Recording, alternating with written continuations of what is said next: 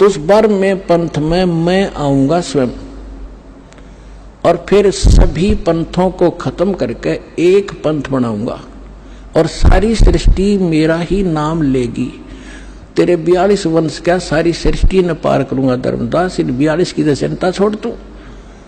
तब उसका दिल डटा था और काल के सामने परमात्मा ने थोड़ा सा भेद रखा कि मैं अपना अंश भेजूंगा। ये भ्रम निवारण करते हैं परमात्मा के मम संत मुझे जान मेरा ही स्वरूपम, ये मत सोचना कि मैं ही आऊंगा, ये दास उसी का स्वरूप भेज रखा है, यानी अपना कुत्ता भेज रखा है, इसको कबीर परमात्मा ही जान। बंदी छोड़ पूर्ण परमेश्वर सतगुरु संत रामपाल जी महाराज की जय हो। परमात्मा सभी प्यारी आत्माओं को कानपुर से रामचंद्र दास की सत साहिब। भगत भाइयों देखो, परमात्मा इसमें बिल्कुल स्पष्ट कर दिया। परमेश्वर कहते हैं ये मत भ्रम निवारण करते हैं। परमात्मा कहते हैं ये मत सोचना कि मैं ही आऊँगा। परमेश्वर ने पूरी इस तरह स्पष्ट बता रखा, ये मत सोचना कि मैं ही आऊँगा, यानी कि कबीर परमात्मा आएंगे, अपना ये दास भेज रखा है। मम संत मुझे जान मेरा स्वरूपम, मेरा ही स्वरूप संत को जान, स्पष्ट कर दिया परमेश्वर ने। अब ये पवन ठग के चमचे किस तारीख को प्रकट दिवस मनाएंगे, काल के दूत। तो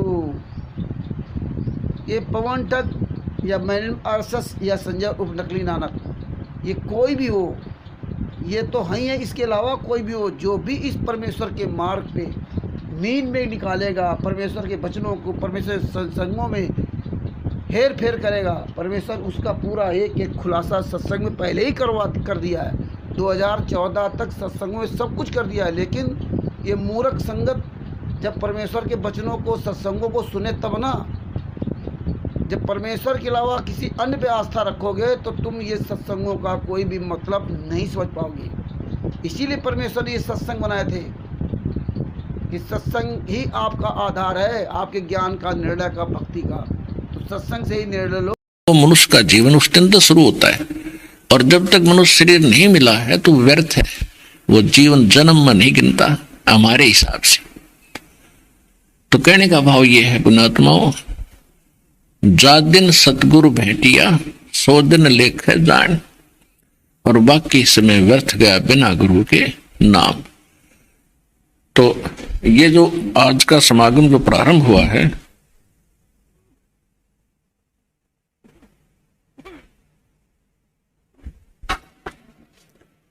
आज का जो समागम प्रारंभ हुआ है, ये दास का जन्मदिन है। उससे पहले सन 1988 उससे पहले दास के 37 वर्ष पशु जैसे जीवन जीने में व्यर्थ हो गए थे। और उसके बाद जब ज्ञान हुआ, परमात्मा मिले, नाम मिला, तो ये वो शुभ दिन है। ये आने वाला जो अमावस्या है, 1 यानी 2 मार्च की, जिस दिन परमात्मा का भोग पड़ेगा, तो ये समागम उस उपलक्ष्य में हो रहा है। और उसके बाद जब ज्ञान हुआ, परमात्मा मिले, नाम मिला, तो ये वो शुभ दिन है। ये आने वाला जो अमावस्या है, 1 यानी 2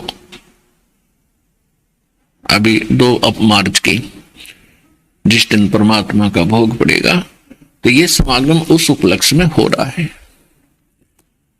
और उसके बाद जब ज्ञान हुआ, परमात्मा मिले, नाम मिला, तो ये वो शुभ दिन है। ये आने वाला जो अमावस्या है, 1 यानी 2